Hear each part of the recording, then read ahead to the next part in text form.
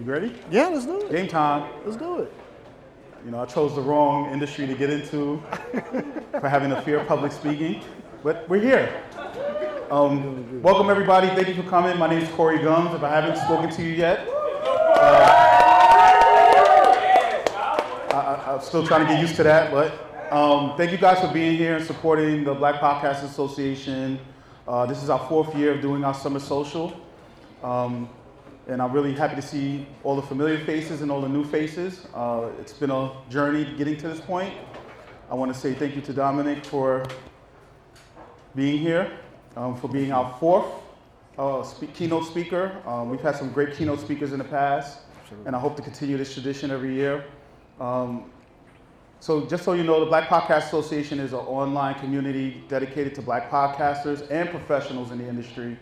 We're here to support Black content creators as well as professionals, act as ambassadors to the podcasting industry. We want to educate, support, and also advocate as a collective for voices, whether you're a member or not. If you have any questions about the BPA, there's people wearing our logo as well as other members. They know I like to throw them under the bus and talk about the community. So if you have any questions about it, feel free to reach out. But I'm really happy to see everybody here. I'm a little nervous. You good, man. You made it. You good. Thank you. Good. The whole premise of the Summer Social was to create a networking event that brings the podcast industry to our community. It's Black-centered, but it's for everyone. And it's important for the industry to connect with us and our community and our voices. Many of you, even meeting some of you guys for the first time and hearing your shows, have great shows and great ideas. And unfortunately, sometimes it gets swept under the rug or it's not recognized. So that's why it's important for us to do these things and support them. Myself and all the other functions that everybody else are doing, whether it's BIPOC podcast creators community, Afros and audio. It's important for us to be a part of these, to support these events, because a lot of us, we're barely making it, and we really are dedicated to this. So anytime you have an opportunity to support, go buy a ticket, even if you can't make it, or just show up, I encourage you to do so. This seems to be a regular speech that I do every year when I do this, but it's very important. So we're gonna go through just the support first. I wanna bring up Faye, my sister, one of our partners in this. She runs Ambie Boombox, and I'm gonna let her talk about it. And we're also partnering with her event next week in Atlanta. So if you're in Atlanta, come through. But y'all give it up for Corey. Okay, so my name is Webby Award. I feel honored to be in community with you. Corey has been someone, we all know Corey, who's amazingly supportive. When we started doing Ambie Boombox, we were originally here, New York. Harlem was good. Hey. No, Harlem? I know Brooklyn in here. Queens! Okay, Queens. Staten Island, we love you too. Honorable mention. Jersey. Jersey, Long Island. The sixth borough.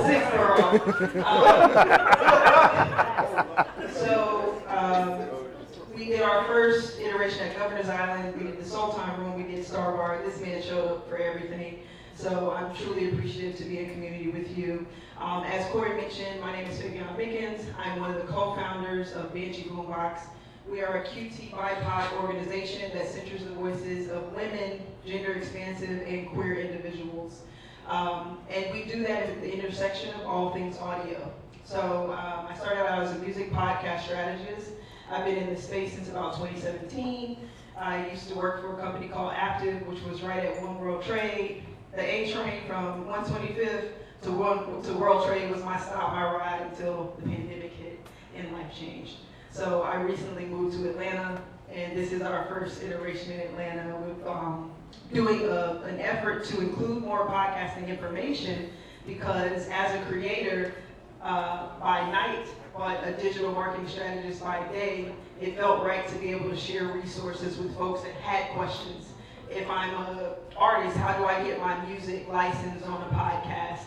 If I'm a podcast creator, how do I find folks that will be able to work with me? Audio engineers, folks that can help edit my audio, make it sound better, so it doesn't sound like I recorded in my closet, even if I did, because no shade, nothing wrong with that. So Corey and Talib just immediately hopped on, and they've been our allies. Shout out to those brothers for helping us. If you are in Atlanta, Jason will be speaking. The homies from Bonfire Radio will be speaking, if you're familiar. TK Dutez, Keisha Dutez, Manny Faces, Hip Hop Can Save America, that's his new book.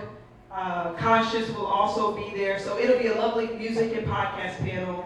We're also doing a silent disco and podcast village featuring some amazing creators and all creators. So we center feminine voices, but allies are welcome. Okay, so if you were in Atlanta on August 3rd, we will be there. Black is America will be featured too. Shout out to Dominic.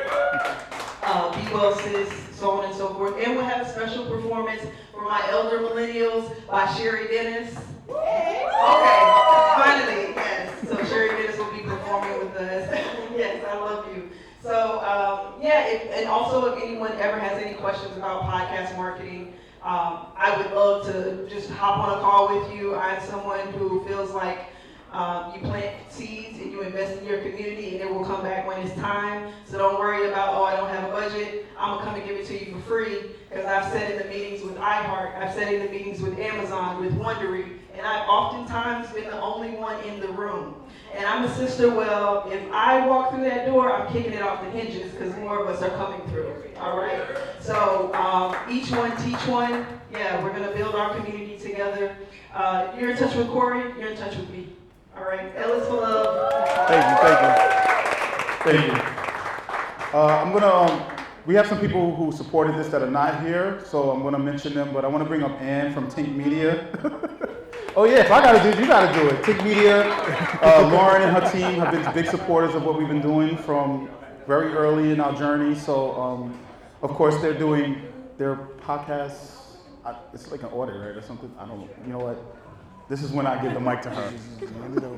Hi, I'm Ann with Take Media. We do podcast growth and marketing. You might have heard of us in the States. We're trying to, just get the word out about podcasts. We want more people to listen to podcasts. We want more people to listen to more podcasts. If you're already listening to one, you should probably listen to more. So if you see me around, I'd love to subscribe to your show and listen to it. And let's talk. Thank you. Thank you to Tink Media for their support. I want to shout out Focusrite. Daniel at Focusrite, he was the one that sent us the Vocasters. So if you haven't gotten your raffle, do so, because we're going to be giving those away, or raffling those away. So shout out to Focusrite. This is the second year that they've supported us and what we're doing here. I want to shout out Ariel Nizenblatt and Earbud Podcast Collective as well. They gave us a couple of raffles as well. Shout out to my man Josh from Brooklyn Podcast Studio. In the building. I also want to shout out Kayla. She is the founder of SEO Assist, who's also supported us over the years. So you guys make sure you check out and learn more about her app and how it can help you with what you're doing in podcasting. I want to shout out BIPOC Podcast Creators Community. We've been collaborating since I started this, and they're supporters of what we do. A lot of organizations in this space, we work with each other, we collaborate, so it's not a competition. I got to shout out to Talib Jasir of Afros and Audio. He couldn't make it today, but he's from day one. We wouldn't be here without him and what he in Afros and Audio. So make sure if you guys are interested, get your tickets. I want to see you guys in Baltimore. You know what? Come on, Shamiko. Shamiko's on the Afros and Audio team. Since she wanted to raise her hand, I'm gonna let her talk about it a little bit. But he's giving a VIP ticket for Afros and Audio this year. But I want to shout out to my brother, Talib Jasir. And Shamiko, you can tell everybody a little about Afros and Audio. Hey everybody, Talib here. I wasn't raising my hand. I know. You know, I like throwing people under the bus. So this is the 7th annual Afros and Audio Podcast Festival. The only podcast conference dedicated to Black podcasters. Only. Alright, only now, but also the first multi-day conference produced by independent Black podcasters for independent podcasters and audio creatives. So it's taking place October 16th through 19th in Baltimore, Maryland. You can go to the Afros and Audio website to get your tickets. We really want to see you there. We have a lot of things planned, and it's been exciting to be behind the scenes. So please get your tickets now. Next week, we should be contacting anybody who applied to be speakers. Be on the lookout next week for your emails to be confirmed, and we'll be announcing speakers sometime next month. Thank you, Shamiko. Did I miss anybody? Am I missing anybody? No? All right, let's get started. So today we have a very special guest, the Thanos. He hates when I say this. The Thanos of podcast awards. He's out here collecting them like rings. Dominic Lawson, my bro. He's been a huge supporter since the first time we spoke. 100%. So, I love Dominic from the bottom of my heart, but I wanted to bring him here today to talk about his journey in podcasting and how he became such a prolific award winner. Look, I'm going to toot your horn, bro. I got you. I got you. And how he created a wonderful podcast called Black is America, as well as some other podcasts. So, unfortunately, there's only one mic, so we're going to be passing it back and forth. But I'm going to let Dominic take over and talk about himself. I guess the first question is, who are you and how did you get into podcasting? Sure thing. First, Corey, just want to say thank you so much for this opportunity. Thank you for coming here. To be here in this city, to be in New York, as for a young man, from the South and Tennessee and Memphis and stuff like that.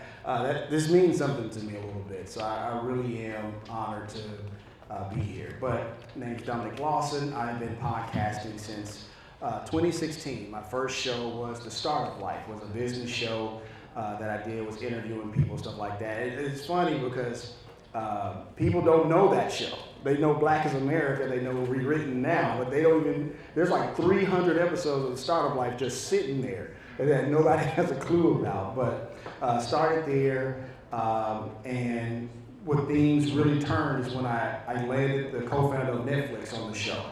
And so people were like, wow, who is this skinny, awkward black kid down in Memphis pulling these type of people, right? And so from there, the star just kind of grew, the show just kind of grew, and things of that nature. And then the pandemic hit, right? And then what happened when the pandemic hit? Everybody, their mom, their cat, their sister, their uncle-in-law, they all got into podcasting, right? So I felt like, I gotta switch my style up a little bit, right? Now the money hasn't piled up yet, but it's bubbling, right? So I'm just waiting for it to kind of come through. But I switched the style up from the interview style to the narrative style. So you're familiar with like This American Life, familiar with New York Times, The Daily, things of that nature. I started doing that type of style of show. And the first show that I did that with was with Black is America. So Black is America is a show about little-known African-American figures and stories where we highlight, these stories, right? It came at a time where I think my wife saw an article where a Hollywood producer said, every story that's been told has already been told. I'm like, nope, that's not true, right? There's so many stories within Black America that need to be out there, right? And not only did I want to tell these stories, because I can easily just say this date, this time, this happened then, and this happened here, but I wanted to give us and center us as the hero in the story, right? And true enough, you have many Black history shows about civil rights and things of that nature, but I wanted to go beyond that. And the first episode I did was about John Fox. Lieutenant John Fox, was an Army soldier who heroically killed himself and 100 other Germans because he called military fire on himself.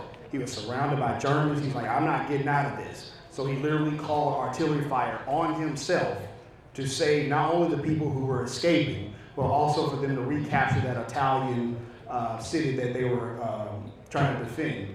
And so that was Black is America. And then my wife got into the podcast game with the B word and sharing, repurposing the B word as it relates to, when we talk about women and stuff like that, sometimes that B word is a not so nice word, so that word gets repurposed to bless or bold or brave or something along those lines.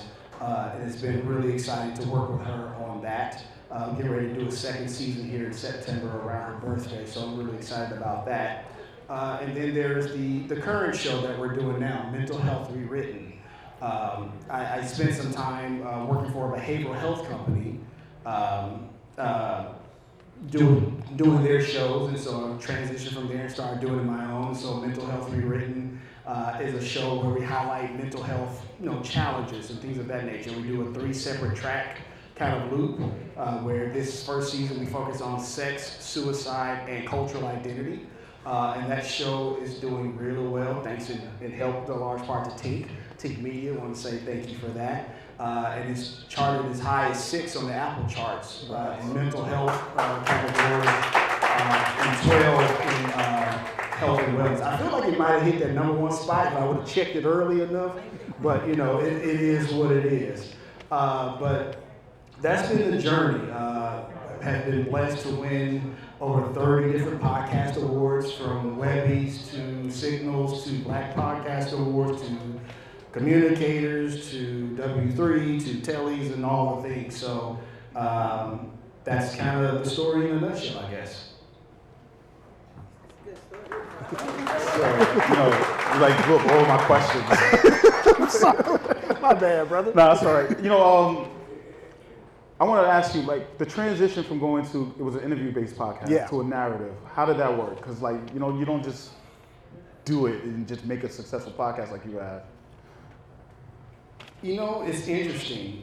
Recently, I started going back and listening to the Startup Life a little bit. It was eking out, actually, right? Like, it was poking out. There were some things with a few episodes where I tried some things where I do like a cutaway, like, hey, this person said this very jargon-like business term, like, let's cut away and explain what that is. And I think I got that idea from watching like CNBC or something like that, because they would do that when you're like watching the stock market or whatever. It's like, let's do something like that, cut away, do a little music bed or something like that, and then go back into the interview, right?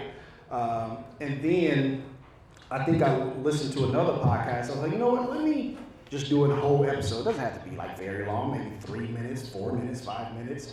And I did an episode from Startup Life called Startup Pivots, where I pretty much just told the story of Nintendo and how it got started from this card game company to the behemoth we know it as now. But when you're doing narrative, like you said, you can't just jump in it. Like, it takes a lot of work when it comes to, especially in this day and age, right? Like, when you look at some of the big podcasts that do narrative, you're talking about a team of like 12 and 10 and 8 and stuff like that. So it's just me and Google just out here in these streets just trying to do our best, you know what I mean? And then my wife comes in behind me like, yeah, you might want to redo that or re-say this or something like that, and also brings that educational piece in as well.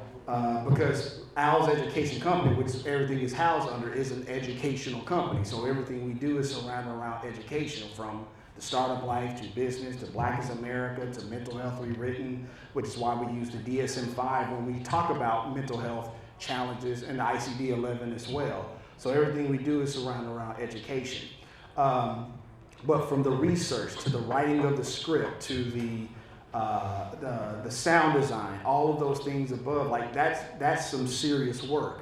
Right now, the production time on each episode has reduced, but just about 2 years ago, to do an episode correctly for about like a 35, 45-minute episode takes about 3 to 4 weeks, right? Per episode, right? How many episodes you do? And you're talking about maybe a 12-episode arc or maybe an 8-episode, this and the other. But the thing is, once you hear it and you hear the quality of it, then people's like, okay. And I also have to tell people, like, listen, can you like slow down when you listen to these episodes? Like, just try to chew on it, because it takes me a lot of time to make these episodes, right? But the thing is, when you listen to Black is America, when you listen to the B Word, when you listen to Mental Health Rewritten, you may have to wait for it a little bit, but once you hear it, it's worth the wait, right? And so I pride myself on that. And, and I know a lot of people talk about consistency, putting out content and this, that, and the other.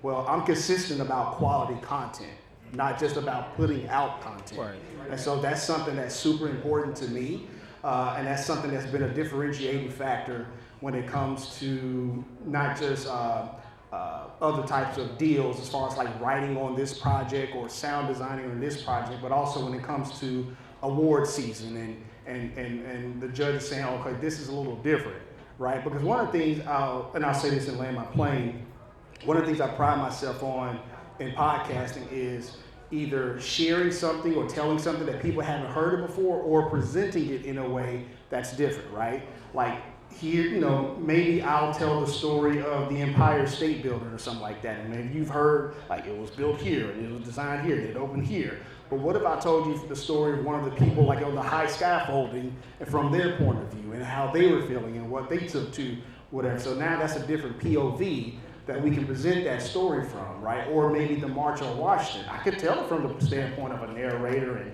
Dr. King said this and Ralph Abernathy said that. Or I could tell you from the standpoint of Ledger Smith, which is actually one of the episodes on Black is America. This gentleman who literally roller skated from Chicago to Washington, D.C. to get to the march, right? That's an interesting story, right? So it really is about knowing what type of story you want to tell and really just trying to figure out how can I make this different? How can I differentiate from how people have told these stories before? And honestly, if you can tell a story that nobody's heard before and present it in a way that nobody's heard it before, that's award-winning caliber work. So I just want to like just rip this up because everything I was going to ask was just said. I want to bring it back though something because when some people approach me about starting a podcast, I've learned one of the first questions I ask them is, have you talked to your significant other or your family about this? And I think a lot of us, because it's a creative process, we want to jump in, get this thing out, and sometimes we don't think about the ripple effects of this commitment because podcasting, as much as people like to sit here and say you just get on a microphone, it is not as simple as just getting on a microphone. There's a lot of things that people don't think about.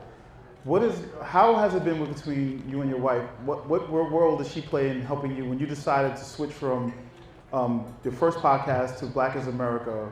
And now you mentioned how she was like, you might want to go fix that. But how has that been, and how, like, I think it's important for us to have these conversations and talk about the dynamics of it, because sometimes people don't always see your creative vision or understand it until you actually do it. But I'm going to say you might not have had that situation. No, so I don't think the partners of podcast creators get enough credit because they have to hear the ideas, they have to hear the raw version of it. Like when people hear Black is America, they're hearing the finished product. Right. Meanwhile, my wife is downstairs hearing the noise. The noise, right? All of these, like you hear Black is America and you hear all of this thing working synchronously, right? And it's working in unison, right? But she's just hearing random gunshot sounds and like just random music playing because I'm upstairs trying to figure out where this goes. Where should it fade in? Where should it fade out? This, that, and the other. But no, Kenda has been everything. That's my wife, Kenda, here in the orange right here.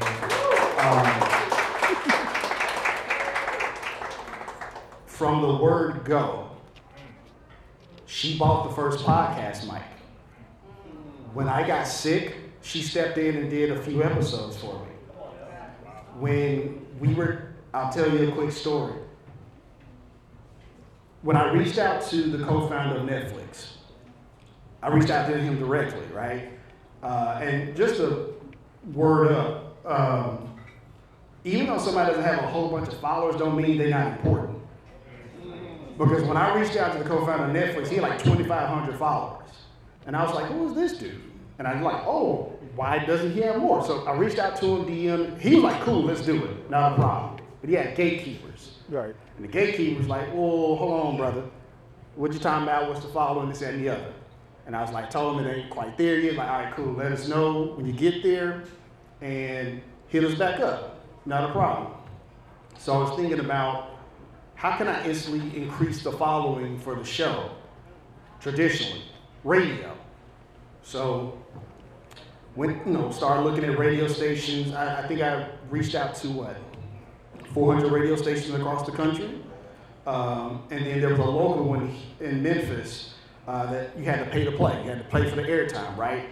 And they had a spot Tuesday mornings, drive time, right before Dave Ramsey. So this show would be the lead in for Dave Ramsey. So that's pretty good, real estate, right? But it wasn't cheap. And so had the conversation with Kendra, and she's like, listen, if we doing this, we doing this. And so when she said that and was like cool with it, put the money down for the spot, brought the guy from Netflix on, and then from there, all these major Fortune 500 company CEOs from like the chief marketing officer of MasterCard to the founder of Route 21, all these people started coming through.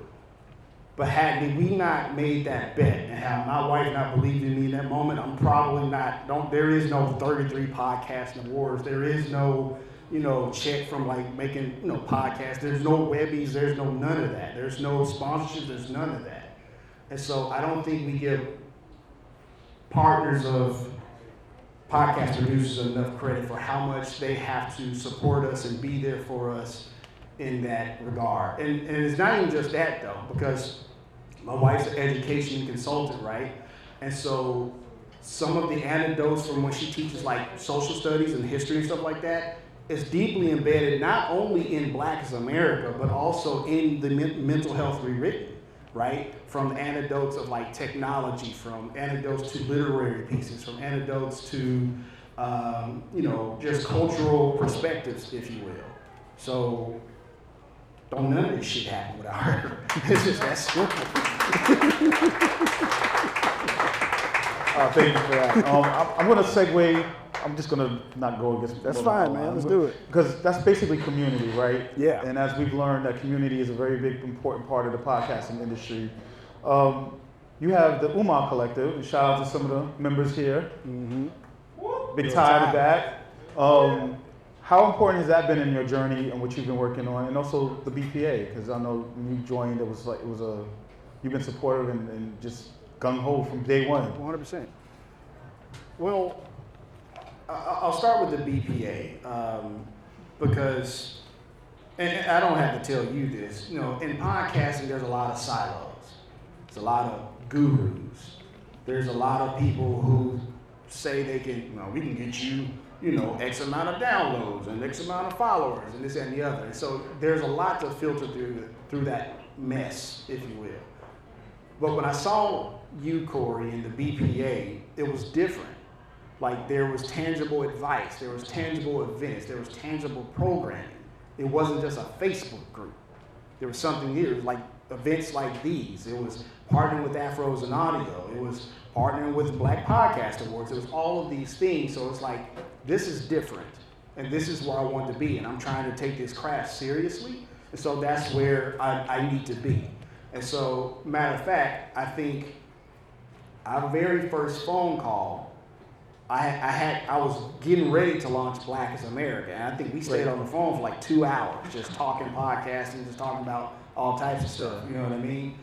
So anytime the back signal goes up from the BPA, you can count me in because whether that be time, whether that be financially, if I got it, this, that, and the other, I'm there.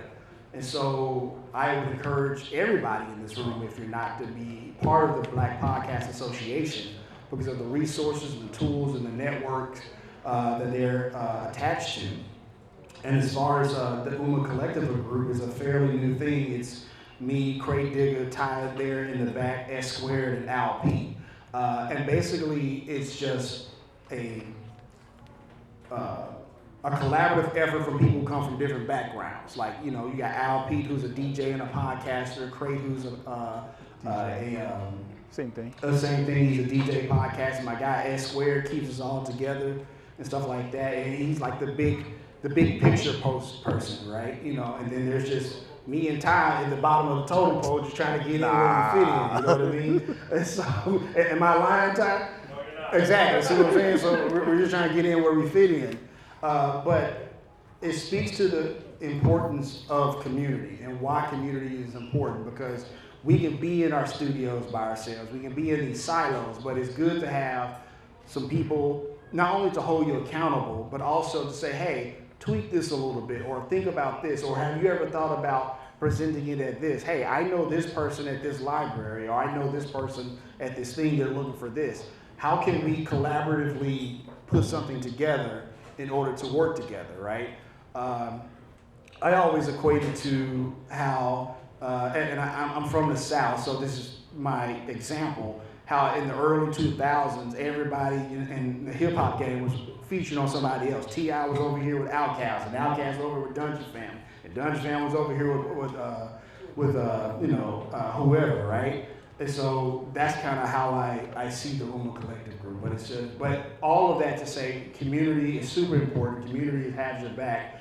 And listen, it's rough out here in these podcast streets when you're trying to get sponsorships and this and the other, right? So it's good to have people who look like you and allies who want to be part of that, once they come in, take their shoes off, respect the space, this and the other, to be able to help you build what you're trying to do. Thank you. Shout out to the Uma. Appreciate that. Actually, real quick, what made you guys choose that name? So that was a crate thing. Crate. I don't know where you got it from, but yeah. Yeah, I forgot what Uma stood for, but like he explains it pretty well. So don't get me to line up here on these stages, but he came up with that. All right. So I just want to ask more questions about you and your process, and then we'll get into the creative process. Sure. I like biographies. I like to learn about the journey, not the outcome, right? So that's my thing, because there's a lot of lessons to be learned in the journey. How do you deal with, the fact that you have such a tedious process and it takes you so much to produce one episode? How do you deal with the challenges of hitting the wall, or, imposter syndrome, or sometimes self-doubt kicking in? Because we all go through it, no matter how much a modicum of success you have in what you're doing. There's always that time when you're like, why am I doing this to myself? Or what was I thinking? Or at least I know I do it all the time.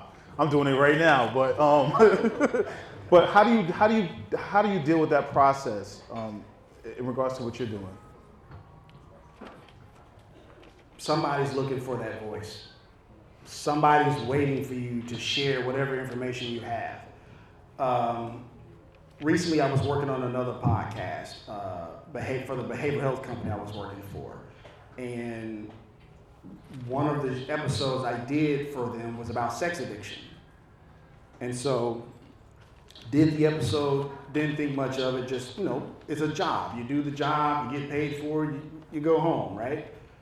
I get a phone call a few months later, and I've transitioned from the company and everything, right? Say, hey, Dominic, I meant to tell you that somebody listened to your episode and signed up for treatment. When you hear that, no subscriber, no follower, no download, it don't mean shit. That person heard what you had to say and went and got help. That person listened to Black is America and felt affirmed. My wife was doing one of her consulting jobs. And you were talking about how the students you played Black is America for. And the kid was like, we did that? And my wife was like, yeah, we did that. So when you're in the booth and you're writing the script and you feel like, and we've all been there, man, you don't listen to this shit. Ain't nobody listen to this, right? And then you get that phone call or that text message or that email of somebody saying, I listened to the B word and I felt affirmed. I listened to Rewritten and went and got treatment immediately. And treatment for sex addiction, it ain't cheap. Not cheap at all. Or I listened to Black is America and felt affirmed. That is where the imposter syndrome or whatever just fades away. Let me be clear, it still comes and goes. It does not go away, right? Don't let them shiny statues fool you. It still comes and goes, but I have to remember the mission. I understand we hear why, you follow your why, this and the other. And it's cliches, but cliches are cliches because they're true, right? But when you hear those messages and emails, that's where the imposter syndrome fades away. Yeah, there's a bunch of people in this room that have helped me through that process, including you, because there's been times I'm like, what am I doing? Why did I do this? And I was ready to hang it up, and then somebody says how much it means to them. So I guess the biggest part from the takeaway from that is, even when you think somebody's not listening, someone is, right? So keep at it. And I'll just add this. I'll just add this really quickly. I firmly believe that if one person is listening to you, there's 50,000 waiting to hear. They just ain't reached you yet. So if you stop, they will never find you. I firmly believe that. That may be naivete, but I believe that. Sidebar real quick. I want to shout out Wally Green, one of the co-owners here at Spin. Thank you for giving us the spot. Really appreciate you, man. All right, I want to, because we're also here to learn about the creative process, and let's start with that. What was the first steps in the creative process? Did you seek out help? Did you just say, I'm just going to do this? Like, how did you go about that process of like determining how you want to do Black is America and create what now is your workflow? The first thing I did was listen to other narrative shows, right? Listen to other narrative shows and understand the pacing, guidance, what all it took, this and the other. But also I reached back into my childhood. I tell people all the time, I think 1994 is the greatest cinematic year in movies. That's just my opinion. So 94? 94. Okay. Listen, Okay. that's me. We'll talk about that. I got you, that's fine. But I remember as a kid, now 1994, a lot of films came out. Shawshank, Lion King, this and the other, right? But for me, I remember asking my dad, I want to go see this film. And he's like, why? Like, I need to go see it. It looks cool. It was Pulp Fiction. Listen. Say what again? Yes. I, as a 12-year-old, wanted to go see Pulp Fiction. The reason being is because of the non-linear storytelling. Okay. Notice how it jumps all over the place. When you listen to Black is America, it's all over the place. Not in a bad way, like it's like whatever, but it's like, we're going to talk about Wendell Scott. Wendell Scott is the first African-American NASCAR driver, this and the other. He's riding his bikes in Virginia, this and the other. And then I'll say he had the spirit of Marshall Major Taylor. And then I'll go on and like, wait a minute, let me stop. You probably don't even know who Marshall Major Taylor is. So let's rewind the clock and talk about Marshall Major Taylor, the cyclist from back in the 1800s, this and the other. And so Pulp Fiction and those type of stories always appeal to me, right? Because for me in podcasting, I have what is called the 2-3 minute rule. Every 2 to 3 minutes, something should be changing. We go to a different story, we fade in music, we fade out or something, but every 2 to 3 minutes, something different is happening. So that way I keep the listener on their toes, on their edge, keep them engaged. Because you can go listen to a 4-hour podcast if you want to, but you ain't gonna capture all of that. Right. You're just not. But watching movies, listening to other podcasts, and then that's where I developed my style, if you will, and workflow. Okay. So basically it starts with, who do I want to talk about, right? Okay, let's talk about John Fox. Who is John Fox? John Fox, who I mentioned earlier, was a person called artillery fire on himself, this and the other. So now we need to do some research. Who is John Fox? Who is John Fox's daughter? Where did he live? Where did he grow up? Where did his parents grow up? And all this other, right? And then from there, I see who can I interview. Now, John Fox died in the 1940s. There's not going to be many people I can interview from that time, but I found a few. Okay. I found a historian from the National Underground Railroad Museum in Cincinnati. I found somebody who wrote a book, this, that, and the other, right? So we interview those people, and then we transcribe all those things. And now I'm re-listening to all of these interviews and picking out what I need from them, right? I made a social media post this morning. I'll have 5 hours, 6 hours of interviews, but you'll probably only hear about 28 minutes of all of them. Because I'm picking and choosing what story I want to tell and who's, best suited to tell that. I put all those, I minority report it, right, and move it all over the place, those audio pieces. And then from there, that's when I write my script, interspersed with those different sections of the content. And then I record my voiceover, then put those pieces in place, build the episode, sound design it, and then do about 1,000 listen throughs before it goes to air. And there's always something missing, or I flub something, got to go back and do it. And that's where that process kind of comes from. So hope that answers your question. Do you have a background in writing and storytelling, or is this just something that you acquired on your own? My 12th grade English teacher would tell you no. But I've always liked telling stories. Like, I tell people all the time, growing up, I was the kid who watched the DNC and the RNC on PBS, like staying up late at night, this, that, and the other. I was the kid who would try to figure out he's gonna watch Brokaw, Rather, or Jennings on the evening news. Right? Dating yourself. I know, listen, I ain't got no problem. I am 42 years old. I will be 43 later on. I ain't got no problem with that. But I was that kid, right? But that was also when I learned it was Peter Jennings who I listened to that told me the story of Rodney King and how he presented it, this, and the other. So if by background in your writing was like traditional, go to journalism school, no. It was just, I love to tell stories, I love to write, and so I just write these episodes the way I want to present it to me. It's like Rick Rubin, like I create shit I like. And if you hop on board, that's cool too, but I create stuff I like, and so I just kind of write that way. Yeah, it's like that for me with music, so I get it. Was there any mentorship or how did you have to call on your community to help you through this process, besides just your wife? Was there anyone else in particular that helped you in this process? Were there any moments where, I hate to make it about me, but there's a lot of talk about how Corey doesn't listen and he doesn't, he's hard-headed, but that doesn't mean I'm not listening, Right. or taking into consideration. Like, Right. is anybody where they had to have a come to Jesus moment with you during this process, or? Listen. You know the answer. You know the answer. That's what I'm asking. Anybody who knows me knows that Crystal Hill has been everything in my Shout out to podcasting Crystal. journey. I remember I won my first four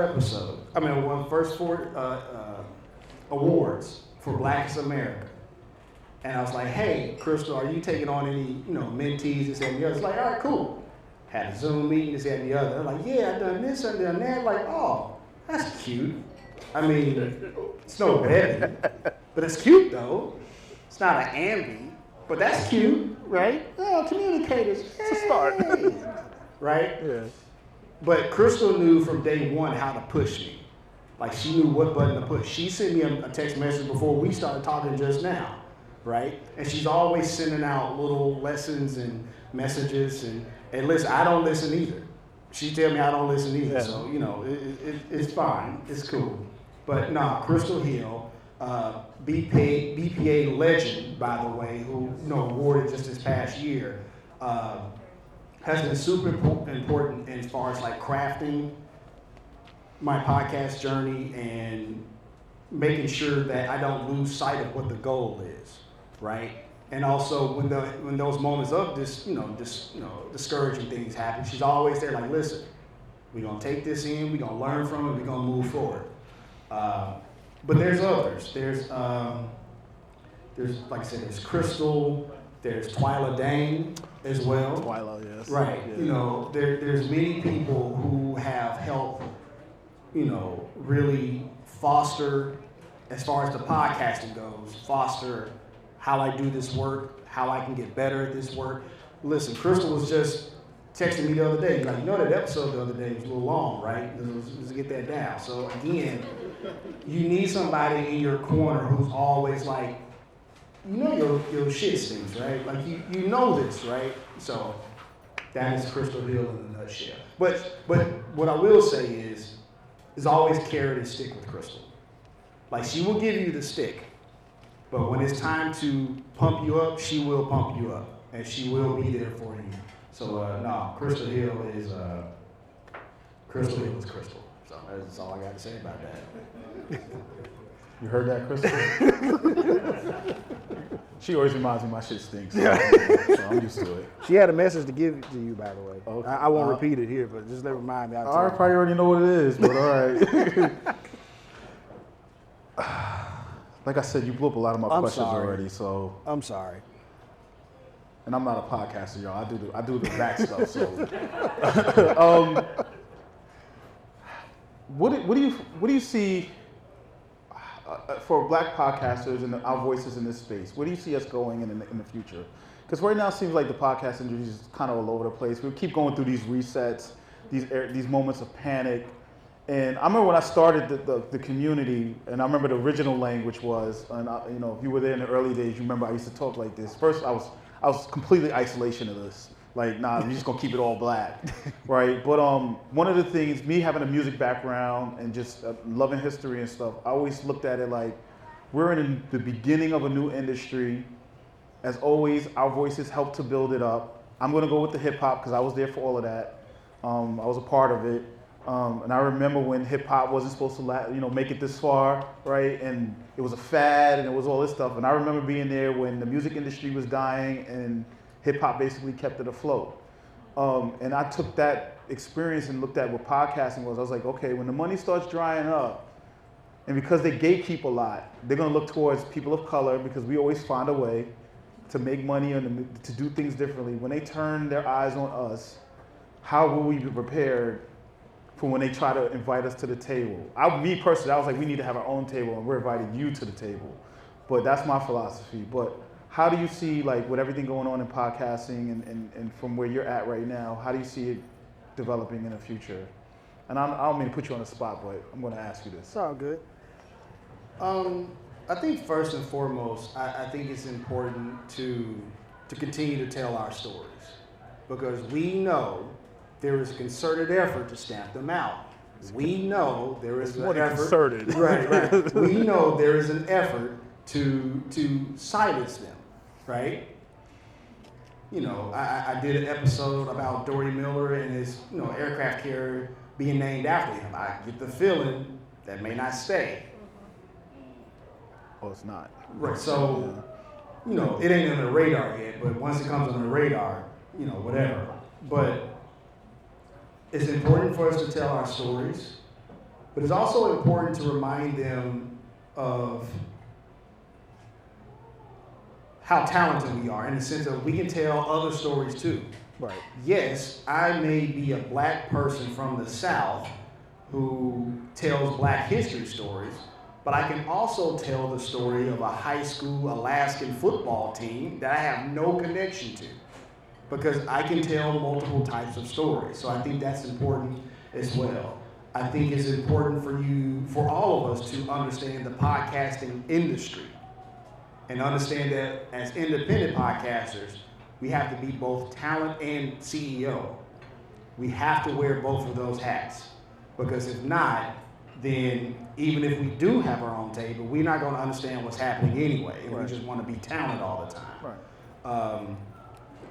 But I think it's important to collaborate with people who are like-minded. I think it's important to do your due diligence to make sure who those people are. And I think it's also important to be open-minded to collaborate, not just within our community, but also outside our community, as long as they come inside, take their shoes off, don't dust up, don't open the refrigerator when not asked to, Don't sit stuff on the like plastic. that. Don't sit on the couch with the plastic on. Correct, exactly, exactly. All right. Is there anything else you want to? What's some advice you can give everybody that's here today and that's going to be watching and listening? One or two pieces of advice like you really think would help that person that's struggling or that may be questioning what they're doing right now. I think there's a lot. But the one thing I'll say is keep creating and keep producing, which I know feels cliche. But the thing is like, I don't know what the current stats are, but like most podcasts don't make it past episode 3? 7 to 10. Episode 7? Yeah. Right? And so, believe it or not, a lot of times just staying in the game gives you an advantage. I mean, but you learned that with the startup, Correct. Startup side, yeah. Right. Just staying in the game gives you an advantage, right?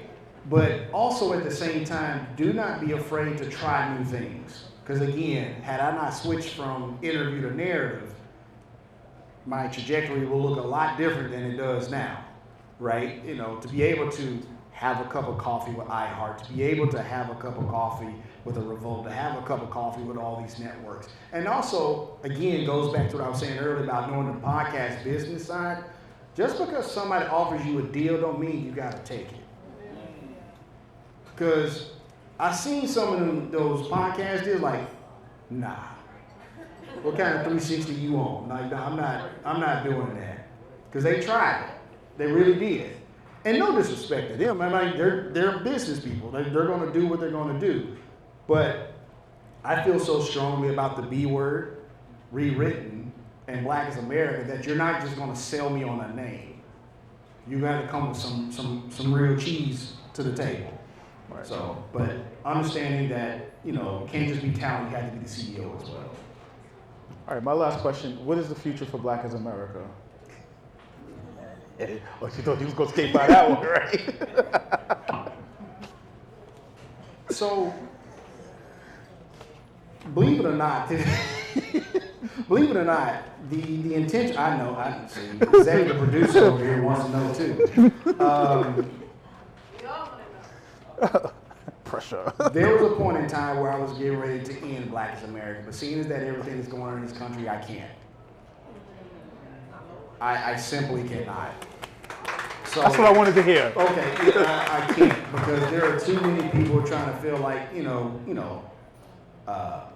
enslavement was just a summer job or some shit they saying now or whatever. But I can't end it. It may not look the same as what it's been in the past, right, because now there's rewritten, and now there's the B word, and now there's some other stuff we're trying to do to expand rewritten. But as far as Black as America, it has to stay because there are too many people trying to silence our voices and silence our stories and try to rewrite history as they see fit, not understanding that the story of America without Black America is incomplete. Thank you. You have a few minutes, right? I want to open up the floor to any questions that you may have for Dominic. Raise your hand. Oh, say who you are. If you have a podcast, let everybody know. Hi everyone, my name is Kay Wilkes and my podcast is Pondering Thoughts Podcast, and Dominic was actually on last season. Appreciate it. But my question for you is a question about the creative process. So you talked a little bit about like writing. Like how do you keep your writing juices flowing?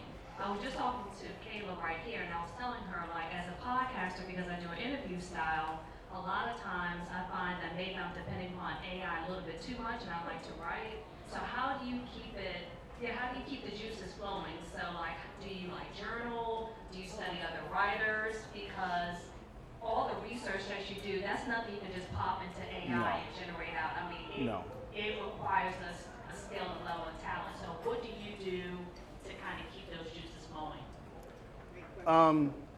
I think for me, I do all of those things above. For one thing, I write every day. Even if it's just a social media post or just something in my notes. Like I'm writing every day. One of the things that TT Shonda said is like, you want to be a writer, you write every day, right? So that's one of the things that I do. Another thing is I study other writers. Like one of the things I love about Ryan Coogler is like he doesn't direct anything he doesn't write, right? So I'm studying how he's doing things. I'm studying how Christopher Nolan does things. I'm studying how Tarantino does things. I'm studying how some sitcoms are, right? So like, you know, and you can ask my wife, like I'll just go and watch an old show just to study the writing. Like I recently just finished watching Cheers, like all 11 seasons, just to study the writing, right? You know, but it's all of those things, and you're right. You can't just plug things in AI and just expect it to spit out gold, right? I think AI is a tool to be used, but it can't replace what we're doing, right? And so I do use AI as a co-writer, but I'm the lead writer. Like everything stops through me, right? Nothing goes out of the RSS feed without my say so, right? But no, constant keep writing, study other writers is what I do. Just very, very quick question.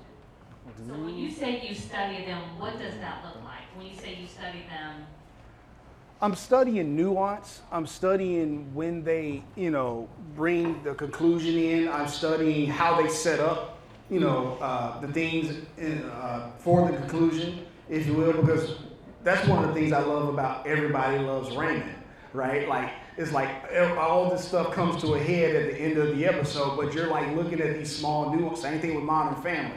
All these small little things build up into that, like, oh yeah, that did happen. Like, now I'll go back and read whatever, and like, okay, let me figure that out, this, that, and the other. And then I also, even though I didn't go to USC screenwriting school, I'll say, oh, this is a thing, and just create Dominic's vocabulary of what this style or what this, activity or, advice is, right? Even if it's technically called something else, I'll just create my own to do that. And also, I created a GPT where I'll watch movies and just describe what I'm looking at, and then we'll just have a conversation back and forth, and then we'll create a vocabulary of terms, this, that, and the other, about like, this is called this style of ending, this is called that. So that's another thing that I do as well. So, again, AI can be a tool, it doesn't have to be replace you. Thank you. Hi, my name is Brandon Gates, and my podcast is called Today We Almost Died. It's an audio drama about 4 roommates during the pandemic in Brooklyn. So my question to you is, how do you balance everything? Because I just released a pilot episode last month. Thank you. And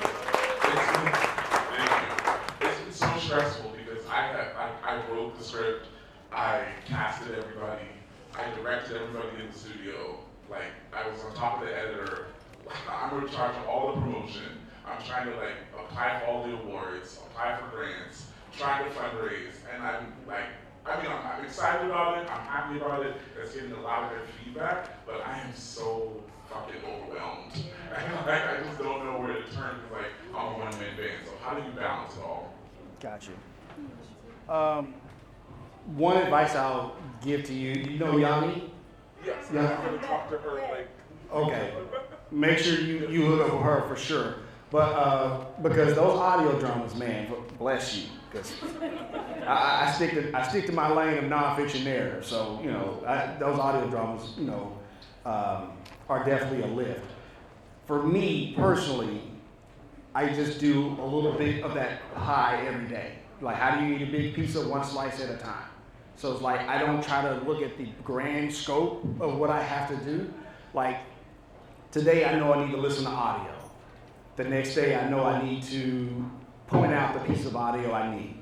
The next day I know I need to write the script.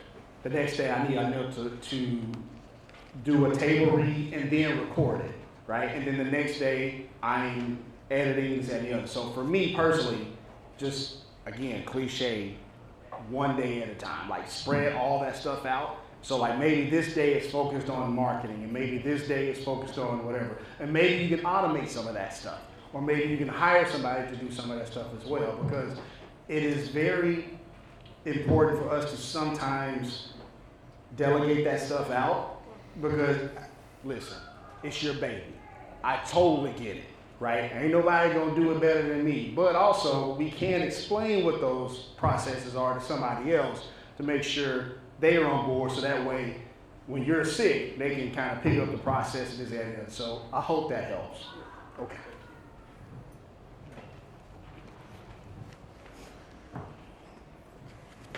Hi, my name is Tangata. I have a podcast called Consumers for Comfort, where folks essentially pitch their favorite comfort TV show and what it says about society and culture. And my question, when you were speaking about your decision to switch from interview to narrative, I'm curious if you have advice on how to make that call. I want to try a certain format, but I don't want to switch too soon. Any insights around okay, now it's time to switch it up? Absolutely. Thank you. On the current RSS feed that you have, just try some things. Try some things that, not a full-blown whatever, or maybe it is full-blown, whatever style you want to try, right? But like just try a few things here and there, right? See what lands, see what don't land. Listen, I felt like I got good with GarageBand. I could make a beat. It was trash, but I'm glad I went through that process though. I'm so glad I went through that process because at the very least, I know not to do that shit again, right? But at the very least, it's like, and I still go back and listen to the episode just to remind myself that like, it's okay to try something. It's okay to go out the comfort zone, right? And so, but also, how long have you been doing your show? Since last October. Okay, awesome. Congratulations on still being in the game. Like, listen, I know that sounds like something small, but again, what we say, episode 7, Corey? Like people starting to fall off? That's something to be said about that. Just don't be afraid to try some stuff, like even if it's just small, right? And then ask yourself, in the current format that I'm in, have I maximized everything? Have I maximized the creative process? Have I maximized, listeners or something along those lines? Have I maximized, and then, you know what? It might be time to level up. By the time I switched to narrative, I was a little over 3 years of doing interview. And I felt like, you know what? I've done quite a bit at this plateau. Maybe it's time to switch something up. And so I hope that helps. Mm-hmm. Thank you. I'm David Walters. I'm the founder and CEO of Streamer. It's a podcast distribution platform, streamr.nyc. Check it out. We'll take your existing audio content, create a YouTube channel, vice versa, so you can get your new audiences in those new dimensions. As you guys know, the landscape is changing. But I have a question about your creative process. You mentioned the music and the changing things every 2-3 minutes, which when your production style is just getting rid of the ums, it's pretty simple what the right answers are. Right. I'm curious when do you know you've hit the sweet spot? When do you know you're ready to hit send on an episode that's as kind of creative and out of the box as that?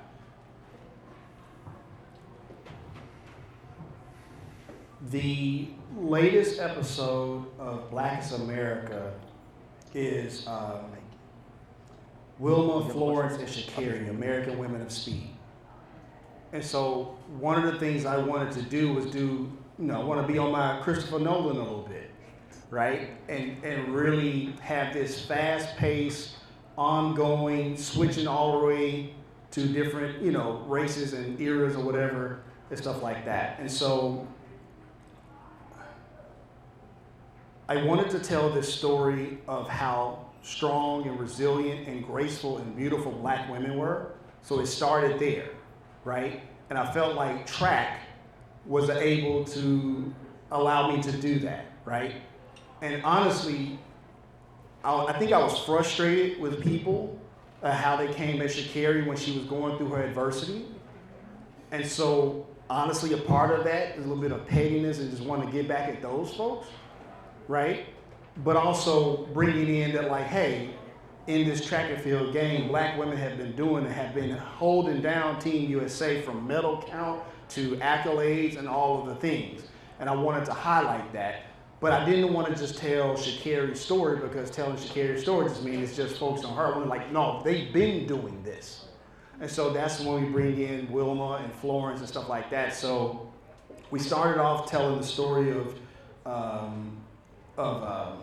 FloJo, right? And then we switched it up and brought in Sha'Carri, and then we switched back to the waiting room of Wilma getting ready to get the diagnosis that she had polio as a kid, right? So throughout the episode, we're going all over the place, right? Again, still hitting on the 2-3 minute rule, but also even on a broad scope of switching back and forth between eras and races and this, that, and the other. And then going into the ultimate point of what made them legends. For FloJo is when she broke the world record in the 100 meters. For Wilma is when she won the gold medal in Rome. And for Sha'Carri is when she became the world champion in Budapest in 2023. So it's honestly, just how can I tell these stories in the most creative way possible? I hope that answers your question. All right. I'm gonna take 2 more. Hey, Dominic. What's up? My name is Shamiko. I have a podcast, several podcasts, but the discussion room and Ain't Nothing Like a How a Girl. My question to you, as a longtime listener of Black is America, and the episode you just described is one of my favorites.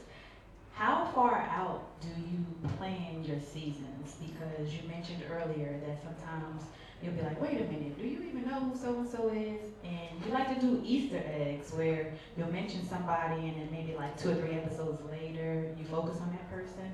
How long out is your process for like researching and planning the season?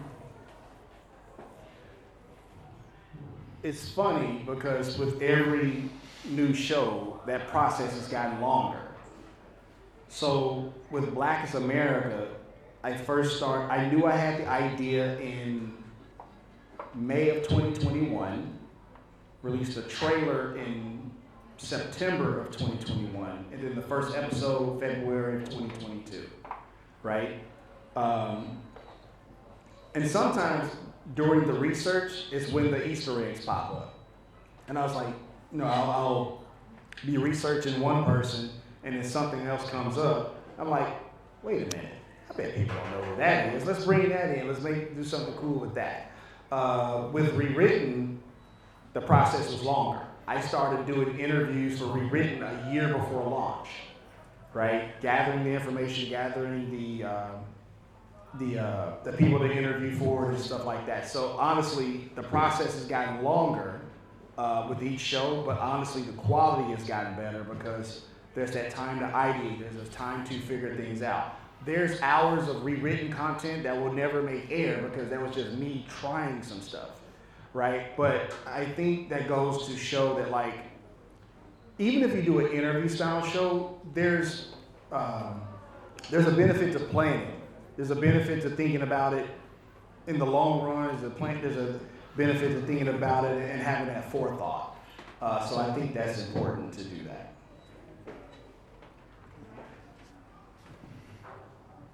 Hi, Dominic. It's Hey. so good to see you, and thank you Likewise. for all that you do. And shout out to Mrs. Dominic. Keep pushing forward. All right. So, my question is, video podcasting. What's your take? Because when I started my podcast in 2017, there was no video. It was just audio only. So you could do it at 2 o'clock in the morning in your flip-flops and your mini top, and no one would know how you looked as long as you sounded okay. But now there's this push for video. So is this here to stay? Do you have to like turn on the camera, do hair and makeup to compete? Talk to me, Dominic. Oh, did I say what my podcast was? No. Oh, yeah. Your name too. Yes. Audio Oasis Storytelling. Absolutely. Thank you. And who are you? Your name? You say what my name was? Listen. My name, all right? Stephanie Cole, C-O-L-E.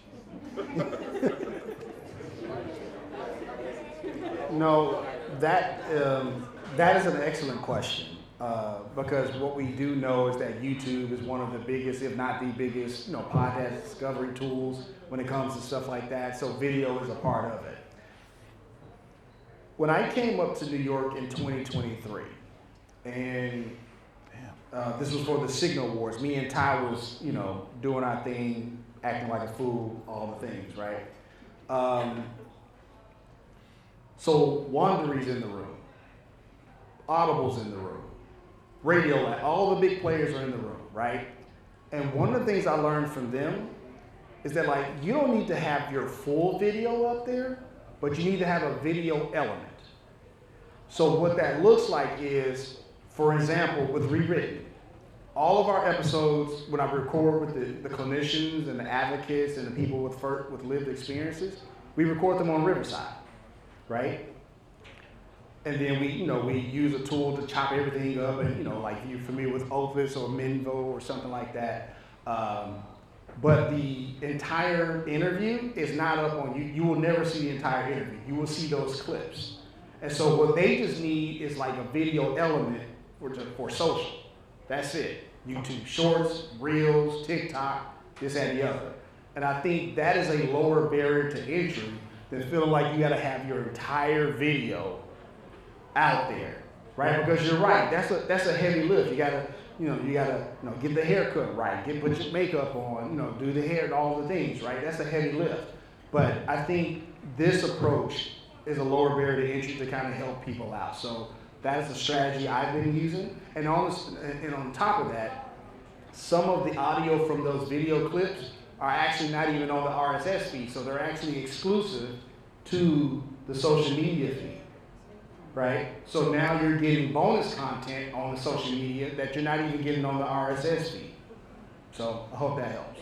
And to answer the last part of the question, I think video is here to stay. A lot of people are visual people, so we need to adjust to that. If you're trying to get discovered, you're trying to get this bag, you kind of have to play the game. So, but having that video element. Chris, you want to ask? You want me to ask? Chris, you want me to ask or you going to ask?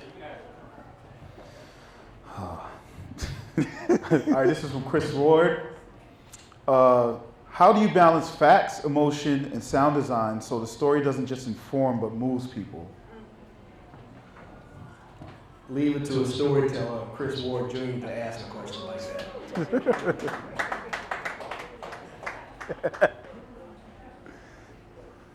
I am a fan of the slow build, right?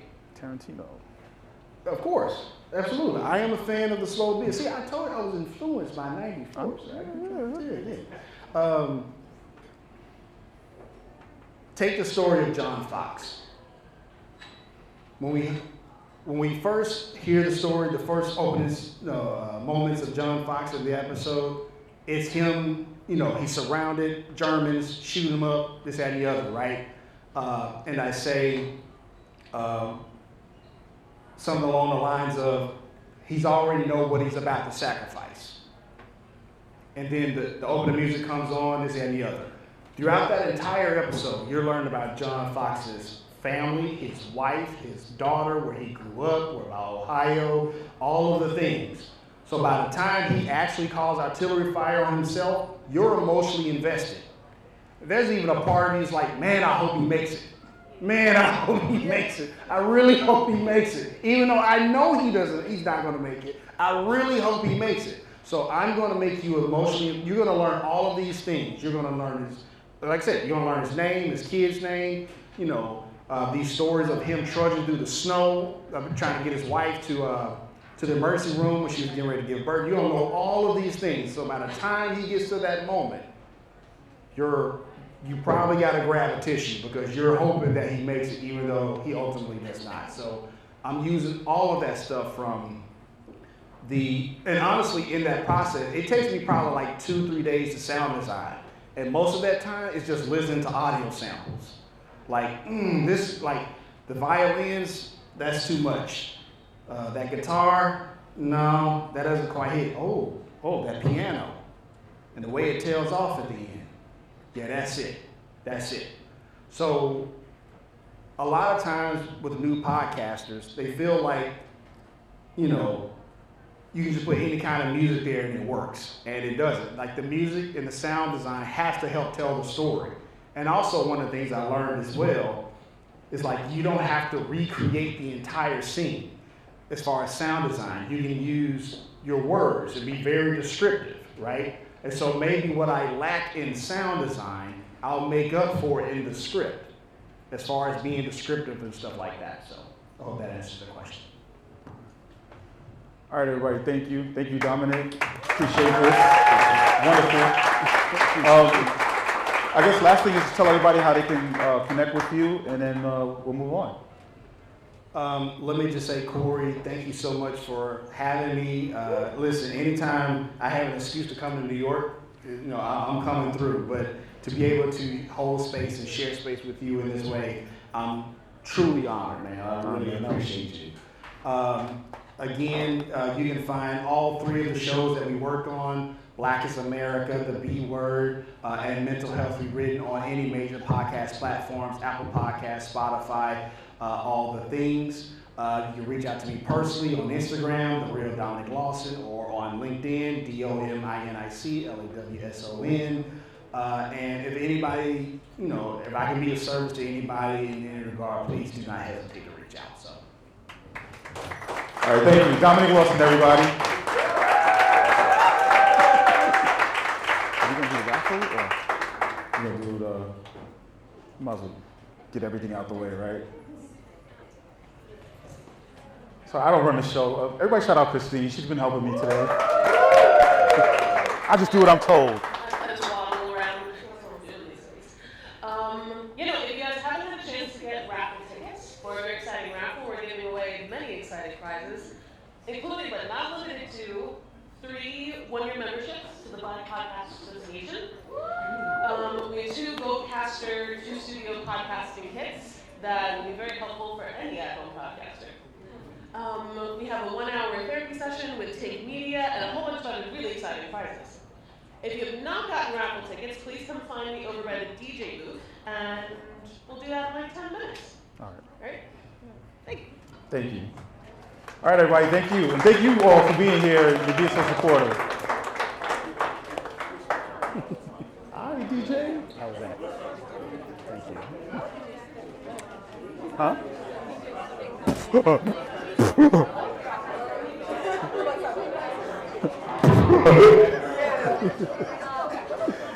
I'm gonna live out my hip hop dream.